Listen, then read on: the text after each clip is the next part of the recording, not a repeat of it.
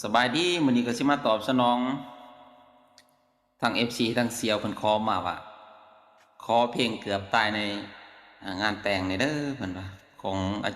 อาจารย์กีดาวเพียรเนาะมาฟังกันเลยพี่น้องผิดพลาดประการใดเสียงถึงหรือบ่ถึงขออภัยนำเด้อสิอ่านเนื้อนำเลย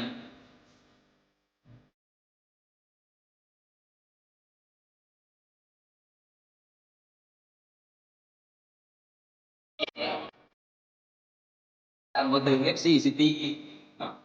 อ่านบ้านเลยดีจะได้ก็ฟังเกือบเป็นคนบันเทิงเด้อพี่น้องนะ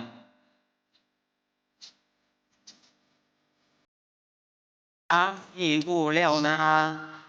มีว่าของน้องมาฮอดเห็นเขาว่าสินสอดของน้องขอดเอาเงินค่าดองไอ้โตตะลึงยืนตึมดังห้างตานองแล้วว่าจะเอาปากออกอย่าปักคองเข้าห้องหอปาตักให้พูด เฮ็ดให้คนเหงาเงินดอลลาร์เข้ามาขอจะมาสอบในงานพร้อมหน้าอายมาก่อนผู้ผมน้องเข้ามาทีหลัง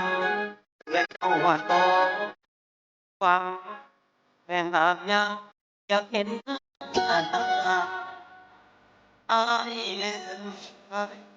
ที่ใดอดีต บอกว่าคิดว่าจะมาเช็ดเธอสู่เขาได้ต้องมาทำให้อยู่ในบอกลาแอมมาห้องมาเจอก่อนเลยคงเฮานุ่นดังต่อไว้ใหม่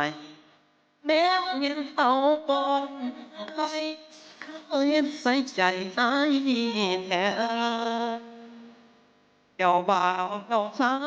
ยินเอาแล้วเดินอย่างกายสวดสายขอฟ้าเงินไปในงานแต่งโป๊ตาเสียงอยากสู้พี่น้องยังปล่อยยังไงจะสู้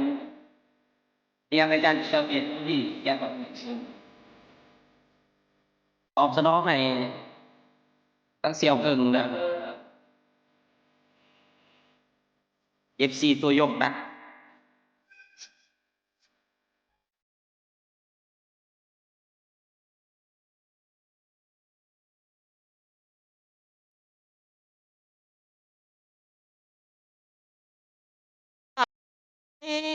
ว่าน้องจะมา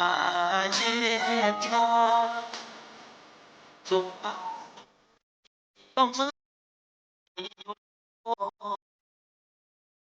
เงินต้องหอมแก้มดังแอบยังหอมมายังกว่าแล้วเอาแก้มเห็นเขาบอกเห็นใส่ใจไอ้แต่เจ้าบ่าวเจ้าสาวยินเอาแล้วเดินอย่างกายคนไอ้บอกกับเม็ดตายในงานแต่งของตายังสุดเตาสิพี่น้องพี่ปล่อยอีกลงไปแล้วพอดีเห็นคอมเมนต์มาว่าโอ้ขอเพลงกับตายนัดแต่อะไรของเอาฝากอะไรกดแชร์กดติดตามให้บาโมเลยเด้อ